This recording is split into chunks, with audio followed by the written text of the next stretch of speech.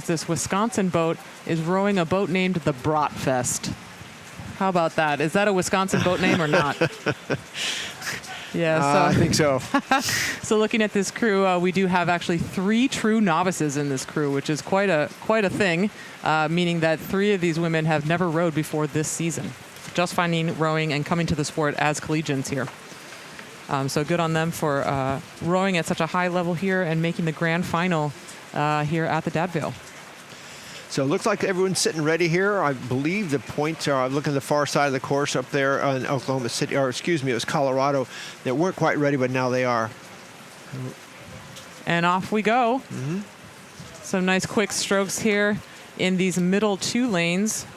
Our crews from Rollins and Lafayette maybe just getting the best of that start there. Those first couple strokes to get the boat up to speed.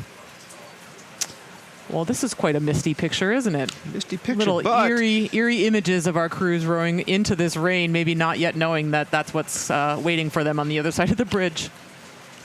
Well, we do have a little bit of a gap where you can see down there, and you can't even hardly see the bridge. It's kind of like reminds me of a Florida downpour. So let's be looking for the middle of the course. That's Rollins and Lafayette in the middle of the course, as we expect to see those crews approach the bridge first, or at least come out of the bridge in those positions, first and second. But the Wisconsin boat, we've seen them do some pretty amazing things here in the heats and preparation for the grand finals. But hopefully we'll see them give a run for the medals along with Iona and the other crews on the outside, Georgia Tech and Colorado. Yeah, so with this grand final, we're looking at another one of our very heavily subscribed events here at the Jefferson Dad Vail. We had 20 entries in this Women's Freshman 4 event, plus or minus if we had any scratches. Honestly, I don't remember off the top of my head, but that does mean that these women who have advanced to the grand final have really earned a place here, having had to edge out many other crews in a very deep field in order to be here and be racing for the medals today. All right, well, we have the results of the men's pair without Cox. If you're looking at the Jumbotron down there, it's fairly well spread out, 7-10, 7-16, 7-19, right on down the line. So pretty much evenly spaced throughout those top 6 finishers of that men's pair without Coxon. So as we're racing in the rain down there, it is approaching the bridge. Again, if you had mentioned earlier in the single scull, someone had sunglasses on, it was raining for them, and it's very difficult to see. It's distracting to have these droplets in front of your eyes. Yes, so, indeed. If you're a coxswain and you wear glasses, that could be interesting as well. Yeah, so the crews that we have on our picture now, I think that on the right side of our picture, that should be Rollins in lane 3 on the right side of the abutment there. And coming in on Lafayette into the bridge, actually in the shadows of the bridge, just a little bit ahead of Rollins. It looked like Lafayette might be slightly ahead of them coming into that bridge. And it should be Iona there on the left side of your picture with the yellow blades that you can just make out in the rain here. And then to their left, Colorado. The crew from Colorado. So Lafayette definitely came through that bridge ahead of those 2 on the outside of them, Iona and Colorado. When we get a little bit more parallel to the course, we'll see where the Rollins crew is, as they were in lane 3 in that hidden area behind the abutment from Lafayette.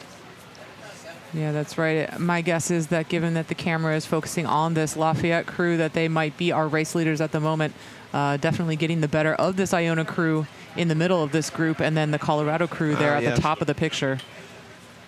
And by the time the camera gets parallel to them, looking straight across the course, I'll bet that Lafayette crew has open water on those 2 outer crews of Iona and Colorado. But then that's kind of what you expect with the middle lanes being the seated lanes. So there you go. You're starting to see that now, that the Lafayette crew is breaking free of the boats on the outside of them, Iona and Colorado.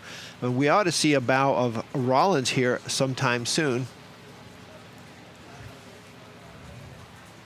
Yeah, and it does look like these athletes have rowed into the rain, so that they are probably experiencing some weather as they are coming down now. And there goes the Wisconsin crew ahead of the Rollins crew. Iona there with the yellow blades, and then we just saw just the tops of the Georgia Tech crew going by just the bottom of the screen. So those Wisconsin crew outstroking the Rollins crew. And again, if we mentioned before, if they were lightweights, they can row a little bit higher. Although Rollins crew has been noted to be rowing a high rowing crew in the past, so I'm not going to put that past them. Yeah, so again, this is a very deep field. Many entries in this women's freshman four this year at the Jefferson Dad Vail. So we will be looking for some very high caliber racing in these crews that have earned these places in this grand final. Of course, we're racing for medals today in this grand final. Going to the top three here, of course. Right now, it does look like our crew from Lafayette is still leading the pack, but being chased hard by Rollins and Wisconsin in those second and third place positions. Well, as they came by the camera before, it certainly looked like Wisconsin had an edge over Rollins, and it still looks that way. We'll see what we get, if we can get a view, anything down the course here. Yeah, I'd still say Wisconsin has that edge over Rollins. They're coming, we got a little bit less rain coming down this end. It's a little bit more at the other end. But we've got boats in contention here across the course. There's not a huge margin between any of these crews. Yeah, and this is the kind of racing that we're hoping for once we sort out the lower level finals and select these crews for this top level final. We want some good competitive close racing all the way down the 2K course. So your three middle crews, lanes 2, 3, and 4, Wisco, Rollins, and Lafayette are the ones that are trying to get in these medals. You're seeing I saw just a little bit of bobble in lane 1 there on Georgia Tech. Not quite keeping the boat balanced as they come through there. But those 3 crews in front, and it maybe Georgia Tech might be closing in on some of Rollins's water. Yeah, I think you are right. It does look like while Lafayette is still out in front, being chased by Wisconsin, that race between Georgia Tech in lane 1 and Rollins in the middle of the race course, and maybe even Iona on the far side, it might be too soon to tell, is definitely heating up for that third place position in this race. But it does look like Lafayette and Wisconsin are clearly your 1-2 at the moment as we're coming through the island. Oh, man, it's going to be all on for these ladies. Going back over the other side, Iona, as you mentioned, looks like they're coming up on Rollins as well. So maybe Rollins spun a little bit too hard going out. Oh, I don't know. It does look like it's going to be a really good race here. Rollins and Wisconsin still with a lot of overlap between those boats, and absolutely Iona is still in this race. We are trying to make the best of the situation here, given this plastic curtain that is in front of the commentary booth, but we are taking a look here. Iona definitely in this race. Look at Iona coming up here, and inside Wisconsin as well. This is quite a race for second and third. We've got a leader here. Oh, man. Yeah, so on your picture, you can see the backs of the Lafayette crew as they are leading the way in this race. But what you cannot see is this 3 boats across between Wisconsin, Rollins, and Iona on the far side. It is going to be all on for the last 2 medals. 10 strokes to go. Rollins currently in 4th, about a deck length down on the other 2 boats who are nose to nose for that silver medal. Oh, man, it is going to come down to the wire between these 3 crews, Wisconsin, Rollins, and Iona at the finish. Impossible to call here in the commentary booth. We will have to wait for the official results, but your winners in the women's freshman 4 are going to be Lafayette.